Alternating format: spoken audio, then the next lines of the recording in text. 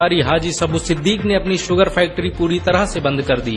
ये फैक्ट्री इतनी बड़ी थी कि इसके जरिए बनाई गई शुगर पूरे इंग्लैंड में इस्तेमाल की जाती थी। बहुत कम लोग जानते हैं कि बाटा कंपनी भी मुसलमानों की थी, जिसे असहयोग आंदोलन के दौरान एक अंग्रेज ने खरीद लिया था। आपको ये जानकर शायद हैरानी हो कि भगत सिंह का केस लड़ने वाला शख्स भी एक मुसलमान था। बैरिस्टर आसिफ अली ने भगत सिंह का केस तब लड़ा जब कोई भी भगत सिंह का साथ देने को तैयार नहीं था। इंकलाब जिंदाबाद का नारा देने वाले हसरत मोहानी भी एक मुसलमान थे। उन्होंने ही भारत की आजादी की रूपरेखा तैयार की थी। इतिहासकारों के मुताबिक 1857 में होने वाले विद्रोह में 50,000 उलमाओं को फांसी दी गई और लाखों मुसलमान सरेआम कत्ल कर दिए गए। 1857 में दिल्ली से लेकर कलकत्ता की रोड पर ऐसा कोई पेड़ नहीं था जिस पर मुस्लिम उलमाओं की लाशें न टंगी हो। मुसलमानों ने ही भारत की आजादी के लिए पहली जंग लड़ी। मैसूर के सुल्तान हैदर अली और उसके बेटी टीपू भारत की आजादी के लिए शहीद होने वाले पहले शासक थे। मशहूर क्रांतिकारी अशफाकुल्लाह खान सबसे कम उम्र में फांसी पाने वाले भारत के पहले व्यक्ति थे। बहुत कम लोग जानते हैं कि जय हिंद का नारा एक मुसलमान आबिद हसन सफानी ने दिया था। ये नारा आज भी भारतीय सेना और शासकीय प्रणाली में सम्मान स्वरूप इस्तेमाल किया जाता है। तिरंगे का निर्माण करने वाली सुरैया तैयब जी भी एक मुसलमान थी। उन्होंने ही भारत के राष्ट्रीय ध्वज को वर्तमान रूप दिया था। कानपुर में पैदा होने वाले अजीमुल्लाह खान ने ही मादरे वतन भारत की जय का नारा दिया था, जिसमें बाद में कुछ सांप्रदायिक लोगों ने माता शब्द को जोड़ दिया।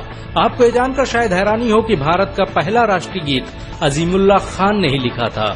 बहुत कम लोग जानते हैं कि मौलाना कासिम नानोतवी ने दारुल उलूम देवबंद की स्थापना अंग्रेजों को भारत से निकालने के लिए की थी। इस मदरसे का मकसद देश में ऐसे नौजवानों को पैदा करना था जो भारत की आजादी में योगदान दे सकें। रेशमी रुमाल आंदोलन की शुरुआत करने वाले मौलाना महमूदुल हसन और मौलाना उबैदुल्ला सिंधी दारुल उलूम देवबंद के ही छात्र थे। मौलाना उबैदुल्ला सिंधी ने सुभाष चंद्र बोस के साथ मिलकर भारत की पहली अस्थायी सरकार की स्थापना की थी और वह भारत के पहले गृह मंत्री भी थे। आपको ये जानकर शायद हैरानी हो कि मौलाना महमूदुल हसन ने ही 1920 में गांधी को महात्मा का लक़ब दिया था। उनका ये नाम इतना मशहूर हुआ कि पूरी दुनिया में गांधी महात्मा गांधी के नाम से जाने जाने लगे। महमूदुल हसन ने ही हकीम अजमल खान के साथ मिलकर 1920 में जामिया मिलिया इस्लामिया यूनिवर्सिटी की स्थापना की थी, ताकि भारतीय शिक्षा तंत्र को अंग्रेजों के चंगुल से आजाद करवाया जा सके। आपको ये जानकर शायद हैरानी हो कि काला पानी जैसी दर्दनाक सजाओं को पाने वाले 90% से अधिक लोग मुसलमान थे। अंडमान निकोबार में आज भी सबसे ज्यादा कब्रें मुसलमानों की हैं।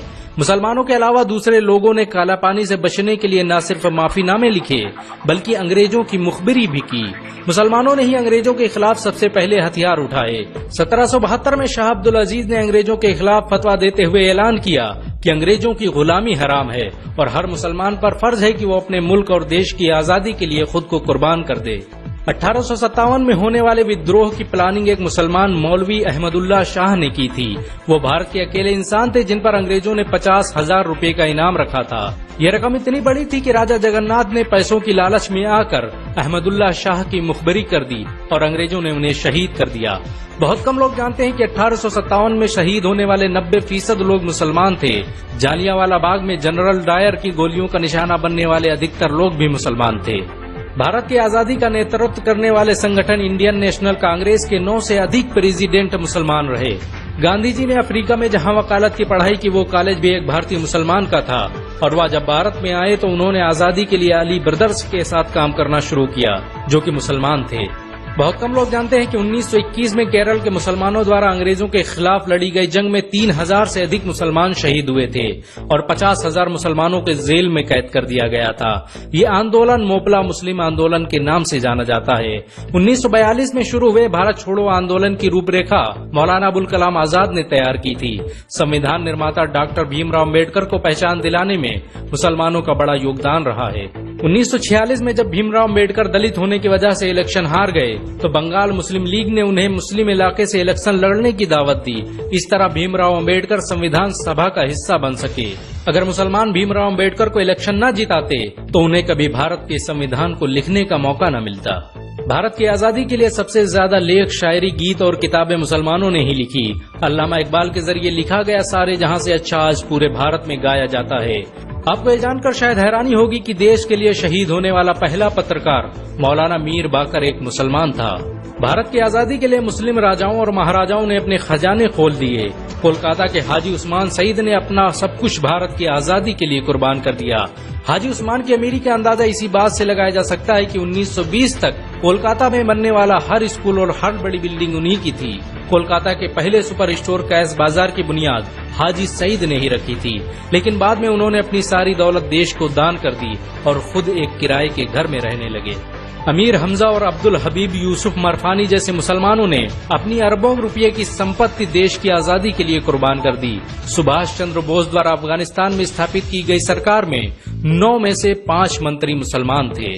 भारत की आजादी के लिए देश भर में मौजूद मस्जिदों को किलों की तरह इस्तेमाल किया गया। इन मस्जिदों में सुबह शाम हर वक्त भारत की आजादी के लिए ऐलान हुआ करते थे। आजादी के वक्त कोई मस्जिद ऐसी नहीं थी जिसकी दीवारों पर मुसलमानों का खून न लगा हो। इन सब के अलावा ऐसे करोड़ों मुसलमान हैं जिन्होंने भारत की आजादी और उसकी अस्मिता के लिए अपना सब कुछ कुर्बान कर दिया। सच तो ये है कि भारत की आजादी मुसलमानों के बगैर मुमकिन न थी। भारत आज भी आजादी के लिए मुसलमानों का एहसानमंद है।